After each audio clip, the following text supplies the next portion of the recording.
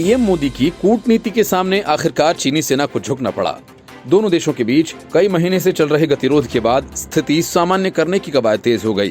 चीनी peoples liberation army यानी PLA ने आखिरकार पेंगोंग झील के उत्तरी तट पर फिंगर 4 क्षेत्र को खाली करना शुरू कर दिया है, जिस पर उसने पिछले साल कब्जा किया था और वास्तविक नियंत्रण रेखा यानी एलएसी पर यथास्थिति में बदलाव किया गया था। चीन ने फिंगर 5 और फिंगर 8 के बीच अपने कई शेल्टर्स और ढांचे को भी हटा लिया है।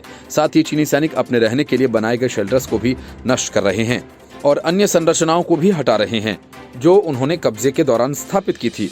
चीनी सेना के रुख को देखते हुए भारत ने भी नरमी दिखाते हुए अपने जवानों की संख्या कम कर दी है और कहा जा रहा है कि चीनी सेना द्वारा उठाए गए इस कदम से 10 महीनों से चल रहे गतिरोध का खात्मा होने की दिशा में दोनों देश के सेना अधिकारियों द्वारा लगातार बातचीत और सैनिकों के पीछे हटने संबंधी समझौते के अनुसार हो रहा है। समझौते के मुताबिक चीनी सैनिक फिंगर 8 पर वापस चले जाएंगे और भारतीय सेना पेंगोंग झील के उत्तरी तट के फिंगर 2 और फिंगर 3 के बीच धन सिंह थापा पोस्ट पर वापस आ जाएगी। इसके साथ ही पेंगोंग लेक के दक्षिणी किनारे से तैनाती भी वापस ले ली जाएगी। इसके अलावा पारंपरिक क्षेत्रों में गश्त सहित अन्य गतिविधियों पर एक अस्थायी रोक होगी जब तक कि स्थिति सामान्य न हो जाए। ये भी कहा जा रहा है कि पेंगोंग लेक के दक्षिणी किनारे से टैंक भी हटा दिए गए हैं। दक्षिणी तट पर कुछ इलाकों में दोनों सेनाओं के टैंक के बीच केवल 100 मीटर की ही दूरी रह गई थी।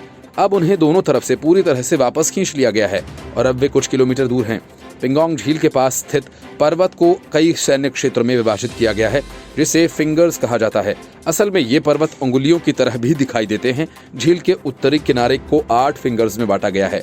भारत ने फिंगर 8 तक अपने क्षेत्र का दावा किया है और चीन फिंगर 4 तक अपने दावों पर अड़ा है।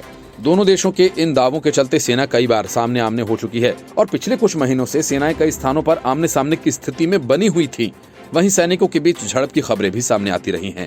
गौरतलब है कि 2020 कोरोना वायरस के शुरुआती दौर में पेंगोंग झील पर चीन की सेना ने अपना दावा ठोकना चाहा, जिसका भारतीय सेना ने पुरजोर विरोध किया। वहीं ये विरोध इस कदर बढ़ गया कि 15 जून को चीनी सैनिकों और भारतीय सैनिकों के बीच झड़प भी हो गई, जिसमें कई भारतीय सैनिक शहीद हो गए। Bureau report, news of India.